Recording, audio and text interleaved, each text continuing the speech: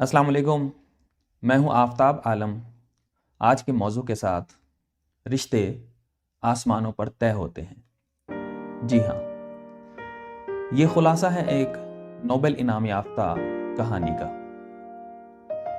कहानी का आगाज कुछ इस तरह से होता है कि एक नौजवान लड़का चर्च की सीढ़ियों से उतर रहा होता है। सीढ़ियों पर वो देखता है कि सफ़ेद लिबास में मलबूस एक बारिश नूरानी चेहरे वाले बुजुर्ग हाथों में कलम और रजिस्टर थामे कुछ लिख रहे हैं। वो लड़का उनकी तरफ मुड़ता है, निहायत अदब से पूछता है कि वो क्या लिख रहे हैं। बुजुर्ग उसे बताने से इनकार कर देते हैं।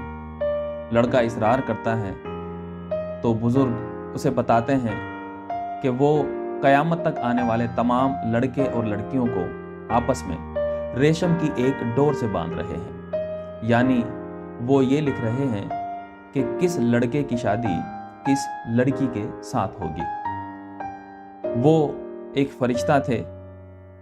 लड़के के दिल में अब तजस्सुस पैदा होता है और उनसे पूछता है कि अज़राए करम उसे बताएं कि उसकी डोर किस लड़की के साथ बांधी, यानी उसकी शादी किसके साथ होगी। बुजुर्ग बताने से इनकार करते हैं और कहते हैं कि इसीलिए उसे नहीं बता रहे थे कि फिर दिल में तजस्सुस पैदा होगा।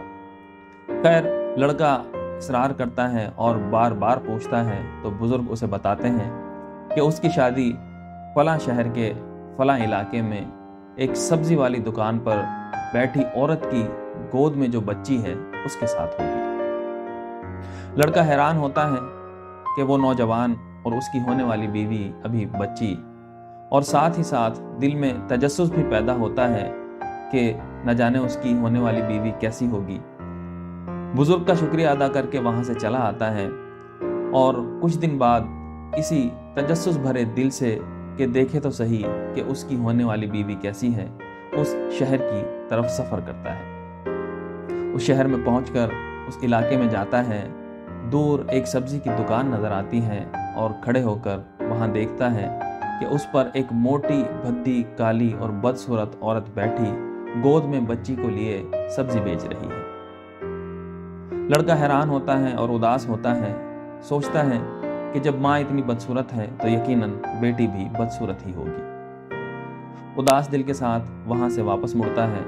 वापसी पे उसके दिल में एक ख्याल आता है और जहन में एक मंसूबा तैयार होता है कि क्यों ना इस बच्ची को कत्ल करवा दिया जाए। अपने इस मकसद को पूरा करने के लिए वो अपने एक जानने वाले टारगेट किलर को बुलाता है, यानी पेशावर कातिल को। उसे पैसे देता है और सारा काम समझा देता है।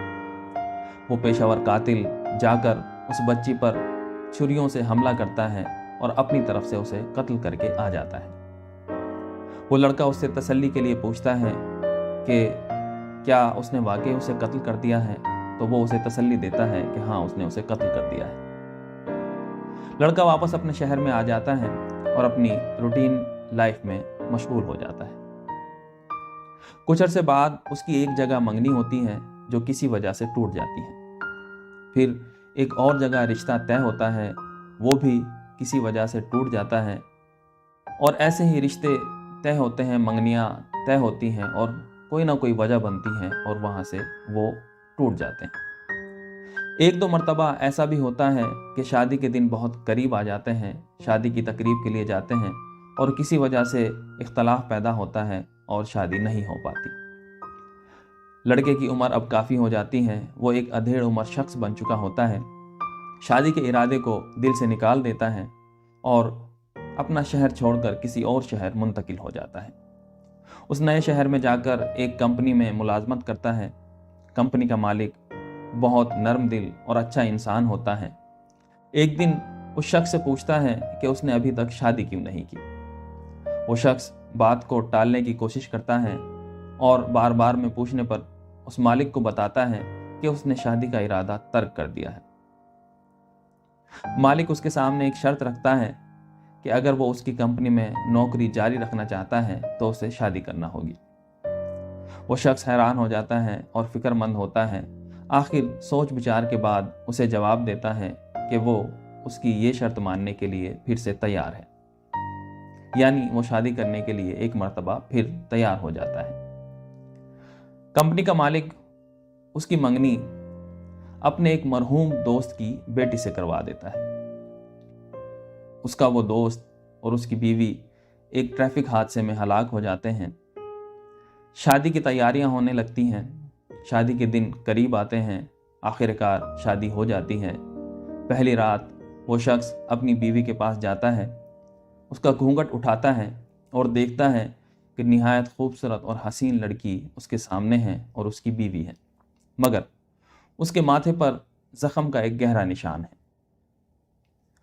वो अपनी बीवी की तारीफ करता है कि तुम बहुत खूबसूरत हो, मगर चेहरे पर यह जख्म का गहरा निशान कैसा है।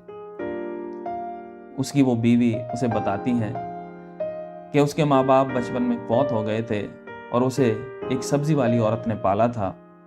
किसी जालिम ने उस पर बचपन में कातिलाना हमला किया और अपनी तरफ से तो उसने उसे कत्ल कर दिया था, मगर कुदरत को कुछ और ही मंजूर था और वो बच गई। वो शख्स हैरान होता है। उसके सामने माजी का वो सारा किस्सा फिर से सामने आ जाता है। अपनी बीवी को बताता है कि जिस शख्स ने उस पर हमला करवाया वो कोई और नहीं बल्कि उसका शौहर ही था। जी हाँ, कहानी का खुलासा ये कि वाकई रिश्ते आसमानों पर तय होते हैं। मिलते हैं नेक्स्ट टॉपिक के साथ। शुक्रिया।